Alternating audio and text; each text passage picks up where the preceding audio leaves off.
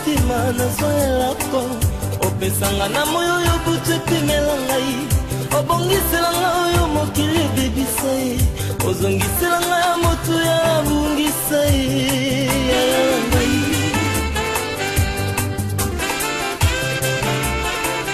oyanolanga losambo na sala na bosana losambo sekrebi yanopesi na miso ya bato oboya na mema likambo elekinga moto nzambe na ngai yebi epekiselo te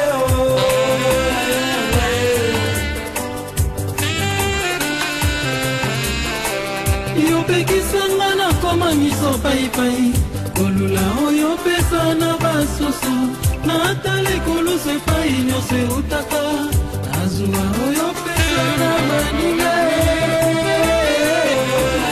Chers téléspectateurs, eh bien, je me présente Jess Abad. Je suis un collaborateur dans l'église évangélique d'adoption et nous sommes réunis ici avec notre pasteur que je vais vous présenter pour traiter un thème très important qui est celui de le rôle de l'église dans une nation.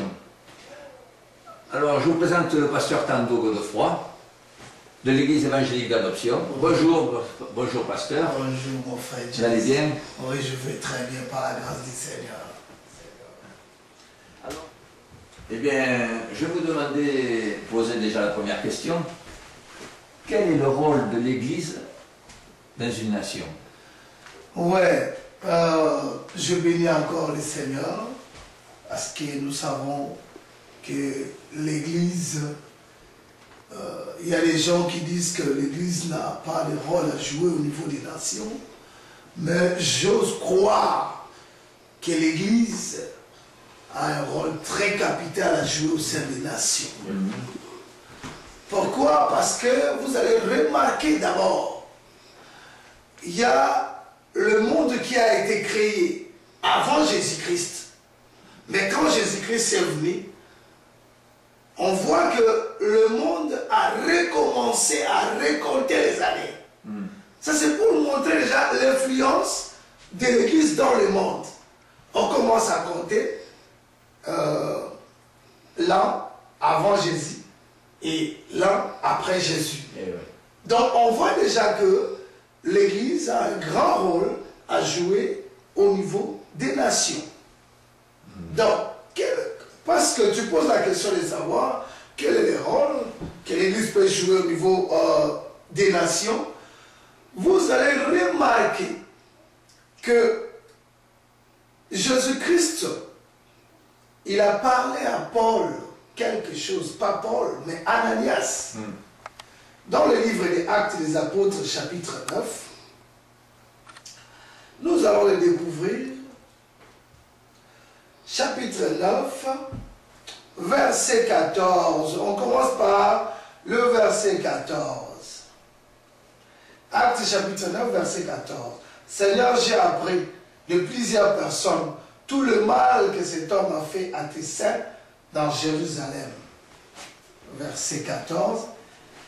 Il a ici le pouvoir de la part des principaux sacrificateurs pour lier tous ceux qui invoquent ton nom. Mais le Seigneur lui dit, va, car cet homme, c'est un instrument que j'ai choisi pour porter mon nom devant les nations. Il parle des nations, devant les nations, devant le roi et devant le fils d'Israël.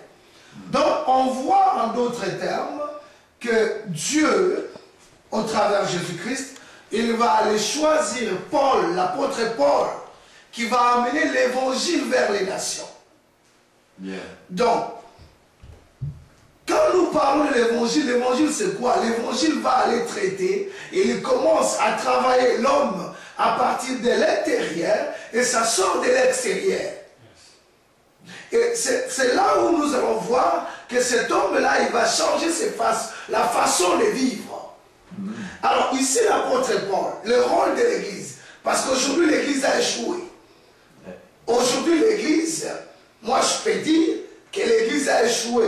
Pourquoi je le dis? Parce qu'ici l'apôtre Paul, il a reçu la mission d'aller vers le roi, d'abord les nations, le roi et les fils d'Israël.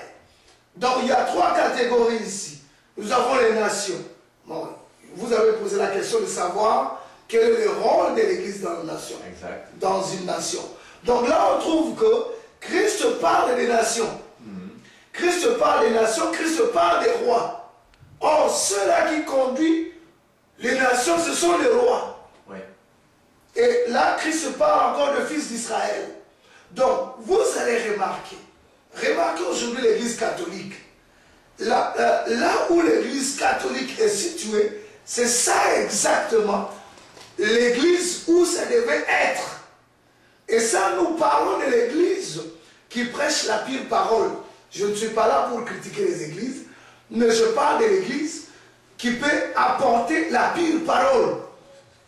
Alors, aujourd'hui, vous allez remarquer que l'Église a échoué dans la mission que le Seigneur lui avait donnée. L'Église n'est plus capable d'aller vers les nations, l'Église n'est plus capable d'aller vers le roi, l'Église n'est pas capable d'aller vers les enfants d'Israël. L'Église que nous sommes, c'est quelle Église? C'est le corps de Christ. C'est l'Église de Christ lui-même. Donc, qu'est-ce qu'on va découvrir? On va découvrir que l'Église devait jouer l'influence dans le monde. Amen. Voilà pourquoi la Bible déclare, vous êtes le sel du monde. Vous êtes la lumière du monde. Pourquoi cela? Parce qu'il y a de l'obscurité dans le monde. Et quand nous parlons du sel et nous parlons de la lumière, c'est l'influence. C'est-à-dire que l'Église de Dieu devait avoir l'influence vis-à-vis des païens. Si tu comprends quelque chose? Tout à fait. Donc, l'Église de Dieu aujourd'hui, nous sommes la lumière. Pourquoi la lumière? Là où il y a l'obscurité, quand la lumière arrive, il y a l'influence. Amen. C'est ça le rôle de l'Église. C'est là où l'Église a échoué. Oui, je comprends très bien. C'est-à-dire qu'à un niveau personnel, un chrétien, il doit avoir de l'influence dans son entourage, mais à un niveau national, l'ensemble des chrétiens doit avoir une influence aussi sur la nation. Exactement. Je vais te compléter pour t'expliquer quelque chose. Israël était le peuple de Dieu. Et Israël, nous voyons là-bas, il y avait un roi qui était le roi David. Le roi David, mais il était le premier politicien. Oui. Et la Bible déclare qu'il y avait un prophète aussi. Son nom était Nathan. Mais David, il était un prophète, il était un politicien. Parce que David, il avait son armée. Et cette armée-là, qu'est-ce qu'il faisait? Mais il défendait leur nation. Donc David, il était un serviteur de Dieu. Oui, oui. Good. Donc maintenant, remarquez en Israël. En Israël, s'il y a un problème, il y a un roi qui veut aller à la guerre, un roi qui veut faire ceci. Qu'est-ce qu'il faisait, ce roi-là? Il s'est tourné vers les prophètes. Demandez le conseil des prophètes. Est-ce qu'on peut aller les poursuivre? Est-ce qu'on peut aller faire la guerre? Donc, vous allez remarquer que c'est Dieu qui a créé le monde et c'est Dieu qui doit diriger le monde. Amen. Donc, le rôle de l'Église dans une nation, c'est Dieu qui dirige le monde. Les présidents, le roi, tout ce monde-là, ils doivent s'incliner devant Jésus car il est le roi des rois. C'est exactement le rôle de l'Église. Donc, ce que je vais t'expliquer. En Israël, il y avait des rois. Et ces rois-là ne devaient pas prendre des décisions sans pourtant consulter le prophète de Dieu. Parce que le prophète était la bouche de Dieu. Donc, tout ce que le prophète disait, c'est ce que le roi faisait. Et ils avaient toujours de victoire en victoire. Pourquoi? Parce que l'Église, c'est l'Église qui conduisait la nation. Très bien. Très bien, vous êtes convaincant, pasteur Tando. J'aimerais bien que ça se passe comme ça dans toutes les nations. Ben exactement. Mais pourquoi ce n'est pas le cas? Mais ce n'est pas le cas. Voilà pourquoi j'ai dit que l'Église a échoué. L'Église a échoué aujourd'hui. Pourquoi? Parce que le pasteur aujourd'hui, ils ne savent pas parler à leur président. Ben, écoutez, bien aimé, nous devons comprendre quelque chose. Remarquez la force des États-Unis. C'est parce qu'ils servent le véritable Dieu. Les États-Unis aujourd'hui, le monde peut leur taxer de tout. Mais ces gens-là, ils sont derrière les dieux d'Israël. Quand il peut parler de n'importe quoi, à la fin c'est God bless America. Pourquoi? Parce qu'ils se sont tournés vers les dieux d'Israël. Ils se sont accrochés à ces dieux-là. On ne peut pas... Bien aimé, quand vous regardez, ils ont les républicains et les démocrates. Mais vous savez que ces gens-là, ce sont des chrétiens? Est-ce que vous le savez? Oui. Les démocrates, est-ce que ce sont des chrétiens? Oh my God! Ces gens-là, ce sont des chrétiens. Et ils sont là, ils sont en train de gérer. Aujourd'hui, ils sont en train de gérer le monde. Pourquoi? Parce qu'ils se sont accrochés au Dieu d'Israël. Donc, tu peux voir tous ces gens-là, les présidents des États-Unis, tous ces hommes-là, mais il y a des prédicateurs. Les conseillers, ce sont des prédicateurs. Donc, vous allez voir, à l'époque, il y a des prédicateurs comme Billy Graham, c'est lui qui était à tout moment aux côtés du président. Tu vois? Donc, le rôle de l'Église dans une nation est que l'Église doit gérer une nation. Oui. Voilà pourquoi. Qu'est-ce que l'apôtre Paul nous dit? L'apôtre Paul nous dit quelque chose. Il dit ceci. 1 Timothée, chapitre 2, à commencer par le verset 1. Il dit ceci. J'exhorte donc, avant toute chose, à faire des prières, des supplications, des requêtes, des actions de grâce pour tous les hommes. Oui. Pour tous les hommes. Donc ici, ça implique même les païens. Ça implique tout le monde.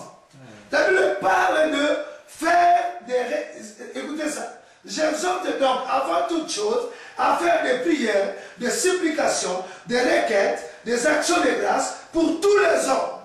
Ensuite, il continue au verset 2. Pour le roi et pour tous ceux qui sont élevés en dignité, afin que nous menions une vie paisible et tranquille en toute piété et honnêteté.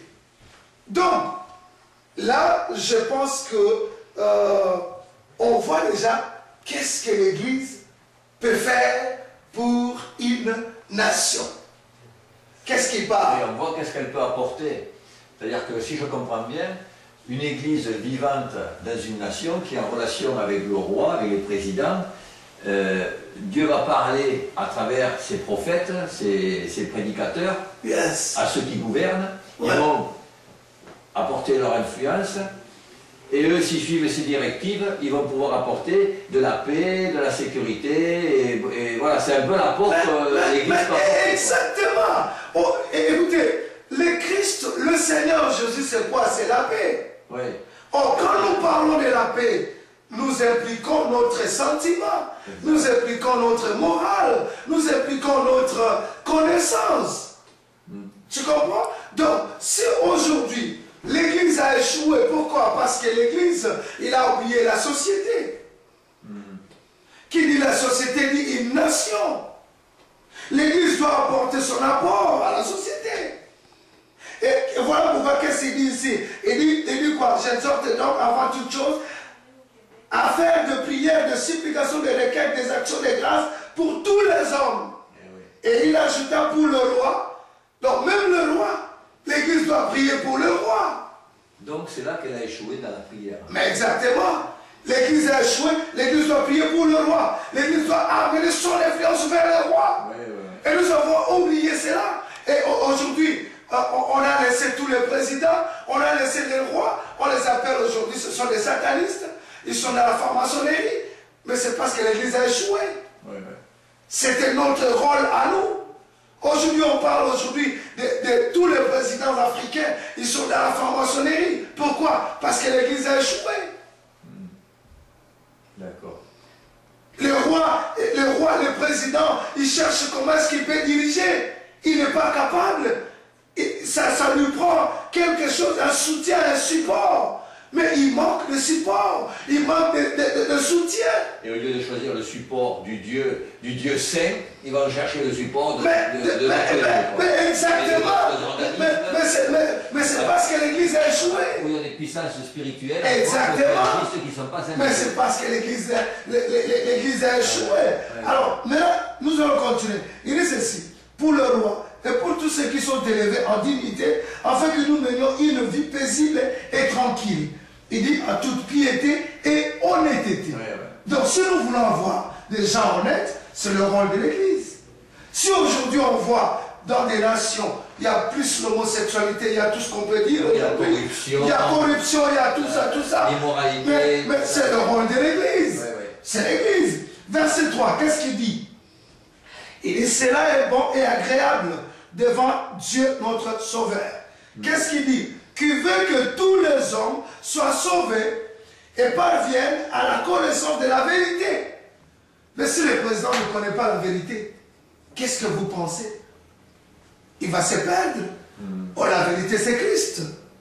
Donc, nous voyons que l'Église a un grand rôle à jouer au sein de la société ou d'une nation. Yes. Et donc, on a vu un peu qu'est-ce qu'elle peut apporter. Et voyons. Et donc, pourquoi il n'y a pas beaucoup de monde dans l'église? Ça, c'est un autre problème. Oui. C'est lié, en fait, quoi. Vous savez, je vais vous dire quelque chose. Dès le commencement, l'homme s'est révolté. Ouais. Et quand l'homme s'est révolté, l'homme ne veut pas qu'on puisse lui dire quelque chose. Bien aimé, remarquons aujourd'hui, Dieu c'est le royaume. Dieu, aujourd'hui nous parlons de la démocratie, un exemple. La démocratie c'est pas mauvais, mais la démocratie c'est bien. Mais par contre, on dit que Dieu c'est un manipulateur. Tu comprends? Eh oui. Et tout ce que la parole de Dieu nous dit de faire, on ne veut pas le faire. Pourquoi? Parce que l'homme est rebelle. L'homme s'est rebellé contre Dieu. Alors l'homme, il a oublié que c'est Dieu qui l'a créé et que cet homme-là doit marcher conformément à la volonté de Dieu. Mais l'homme ne veut pas marcher à la volonté de Dieu. Voilà pourquoi vous allez trouver les églises quasiment vides aujourd'hui. Ça fait penser qu'on critique souvent, les gens, le monde critique souvent le peuple juif, mais le peuple juif n'est qu'une image de ce que l'on est nous-mêmes. On est tous des rebelles. Le monde est rebelle. Exactement. Il n'y a que quand on va soumettre notre volonté à Dieu que Dieu va pouvoir agir dans notre vie. Exactement. Donc, c'est-à-dire que allez-y comprendre que nous avons un grand problème. Quel est le problème que nous avons aujourd'hui? L'homme ne veut pas assez qu'on puisse lui dire ce qui est la volonté de Dieu. L'homme veut marcher dans sa propre volonté. Comment je m'explique? L'homme ne veut pas qu'on lui dise ceci, cela. Non. Je vais vous donner un exemple aujourd'hui. Nous avons nos enfants qui sont ici. Nos enfants qui sont ici aujourd'hui. Ils grandissent ici. Et ces enfants-là, qu'est-ce qu'on va leur apprendre? On dit, oh même, écoute, si maman t'est frappée là, il faut venir lui accuser ici à l'église ou faire quoi? Non mais, cet enfant-là, il a besoin de l'éducation. Est-ce que tu comprends quelque chose, bien aimé? Oui, bien sûr. Cet enfant-là, la Bible même dit, il dit, qu'est-ce que la Bible nous dit? La Bible nous dit que l'enfant grandit avec la folie dans sa tête. Et la Bible nous demande, nous, en tant que parents, de lui corriger. Mais la nation aujourd'hui, ils te diront, non, c'est pas normal, tu ne peux pas corriger ton fils. Non, mais c'est pas normal, c'est mon enfant, je dois lui donner l'éducation. Et aujourd'hui, nous avons un problème. Ils utilisent quel mot qu'ils utilisent aujourd'hui? C'est la manipulation. Oh, maman veut me manipuler. Oh, tout le monde s'est manipulé. Manipulé partout, on parle de la manipulation. Mais bien aimé, mon fils, il a 3 ans, il a 4 ans. Il veut aller toucher le feu. Est-ce qu'il faut que je lui laisse aller toucher le feu?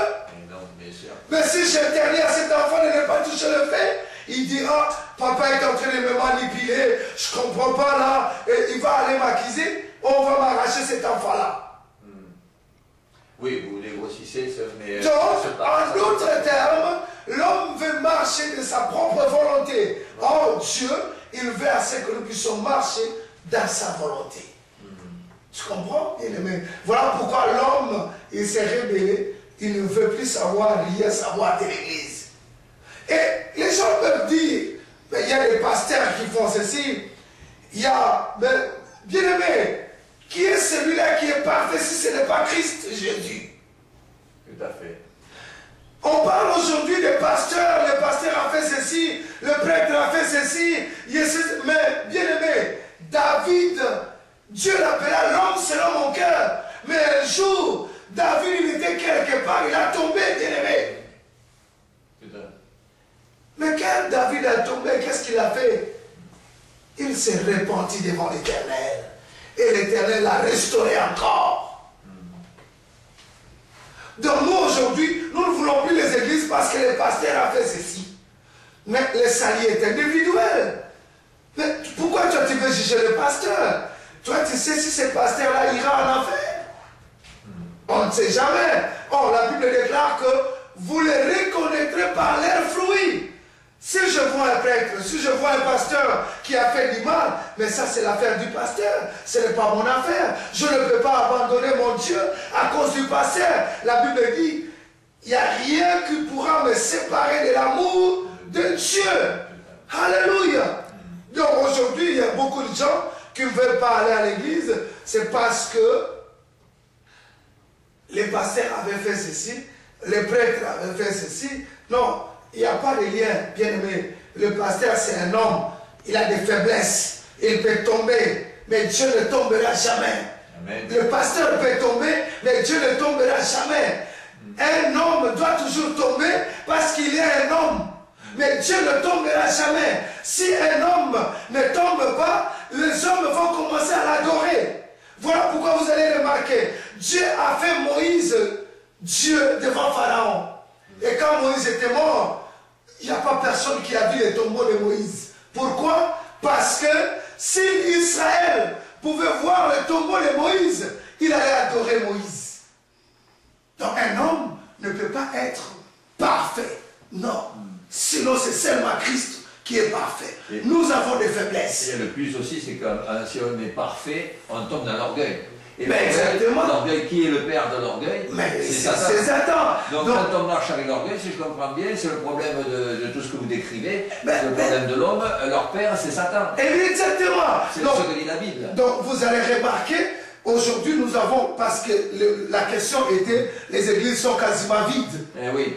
Aujourd'hui, le peuple de Dieu marche avec le nom des serviteurs de Dieu dans leur bouche. Oui. Mais bien aimé, que le serviteur de Dieu ne puisse pas t'empêcher à adorer l'Éternel. Il y a eu un roi en Israël, Akab, il a conduit Israël dans le péché. Mais il y a eu un serviteur qui s'est levé, il a fait détourner, il a ramené le cœur de père envers le cœur des enfants envers leur père et le cœur de père envers les enfants. C'est-à-dire, en d'autres termes, nous avons toujours intérêt à restaurer la parole de Dieu.